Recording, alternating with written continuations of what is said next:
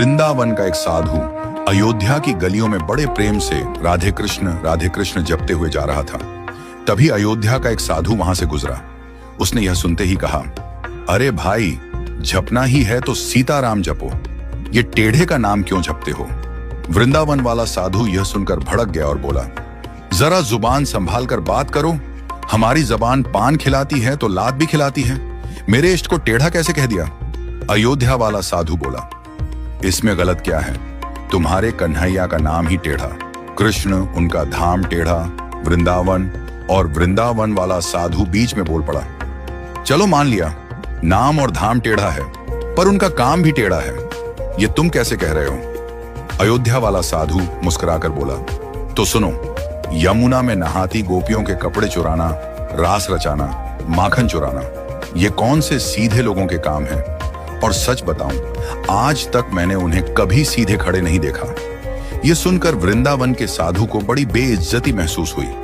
वह सीधा बिहारी जी के मंदिर पहुंचा, अपना डंडा और डोरियां पटक कर बोला, इतने सालों तक खूब उल्लू बनाया लाला तुमने, ये लो अपनी लखुटी कमरियां और सोटी भी, अब हम तो चले अयोध्या, राम जी की शरण में। बिहारी जी मंद मंद मुस्कुराते हुए उसके पीछे पीछे आए, उसकी बांह पकड़कर बोले, अरे भाई, लगता है किसी ने तुझे गलत भड़का दिया है, पर अगर जाना है तो तेरी मर्जी, बस इतना तो बता दे कि राम जी सीधे और मैं टेढ़ा क्यों? इतना कहकर बिहारी जी कुएं की तरफ नहाने चल दिए। वृंदावन वाला साधु गुस्से में बोला, नाम टेढ़ा कृष्ण, धाम टेढ़ा वृंदावन, काम सारे टेढ़े, कभी कपड़े चुरा लिए, कभी गोपियों के वस्त्र, और सीधे खड़े तो आज तक किसी ने देखा ही नहीं। अपनी सारी भड़ास वह वहीं निकाल बैठा। बिहारी जी मुस्कुराते रहे और चुपके से अपनी बाल्टी कुएं में गिरा दी।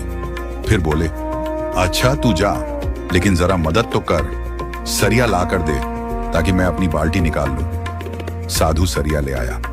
श्री कृष्ण ने उससे बाल्टी निकालने की कोशिश की, पर सफल न हो सके। साधु हंसकर बोला, अरे इतनी अकड़ नहीं है क्या? सीधे सरिये से भला बाल्टी कैसे निकलेगी? जरा सरिये को टेढ़ा कर फिर देख, एक बार में बाल्टी निकल आएगी। बिहारी जी मुस्कुराकर बोले, देखा, जब सीधेपन से एक छोटे से कुएं से एक छोटी सी बाल्टी नहीं निकल पा रही, तो सोच, इतने बड़े भवसागर से तुम्हें कैसे पार लगाऊंगा?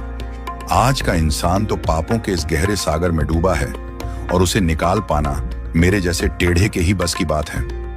यह सुनकर साधु की आंखें भर आईं, उसके भीतर का भ्रम टूट गया।